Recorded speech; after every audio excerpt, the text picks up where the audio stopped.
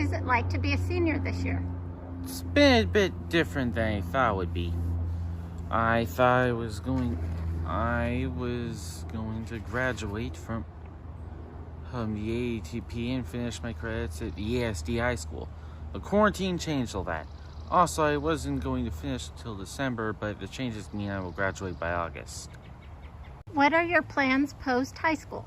I will participate in Sherwood School District's transition to adulthood program and to help me learn job skills and find a job. I might take a class or two at PCC. My AP team and I are still planning what comes next.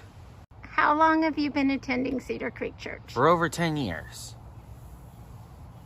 What impact has the church and people had on your life? Cedar Creek is a place where I feel safe, accepted, and cared for. I learned here that God is real, and I asked Him in my heart. Hi, my name is Piper, and I'm a senior this year, and I'm just going to be answering the questions. So what is it like to be a senior this year? Very different, obviously. I think at the beginning of this, I probably would have described it, being a senior this year, as sad, because I hadn't come to terms with everything that had happened,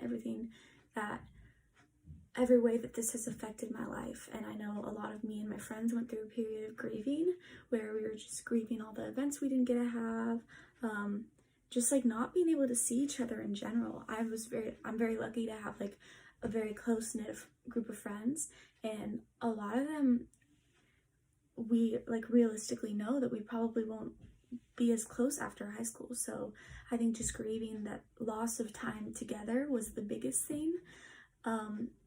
But through this all, as this has like continued, it's been good for me to find a way to see like the small blessings in this. So something that I've been spending my time doing is I'm working at Safeway in King City. I'm working with CJ, but that's been a real blessing in my life personally, because I've been able to meet some really amazing people and just like kind people that I never would have met if not for this. And now they're people that I see every day and I talk to every day and I look forward to seeing and talking to. And it's such a different experience that I wouldn't have had. Or something that I was doing before I got my job at Safeway was just learning new hobbies. Earlier this year, I decided to teach myself guitar, and I haven't really, because of my busy schedule, had time to really sit down and like immerse myself into that and learn more about it.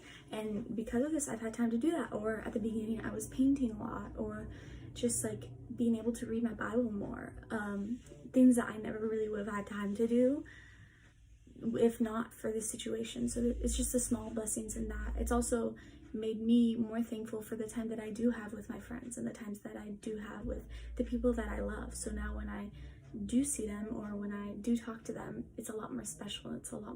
I'm more self-aware of how limited time can be. The next question is, what are your post-high school plans? So pending, if we're allowed to go, my plans are to go to George Fox in the fall. I'll be playing volleyball, and I'll be studying. My major is going to be exercise science, and I'd like to get a minor in theology or Christian ministries. How long have you been attending our church, and what impact has Cedar Creek had on your life? So, how long have I been attending? I think I've been attending Cedar Creek since 2011. So, wow, it's like 9 years. I think almost 10 years. Oh, I'm sure my mom will know the date. But what impact has Cedar Creek had in your life? So, Cedar Creek has given me some of the closest Christian, friends that I have, people that I know I can count on and that I know will always be there for me no matter the time of the day, no matter what's going on. And that's really special, especially finding those friends within the church and finding those friends who are Christian.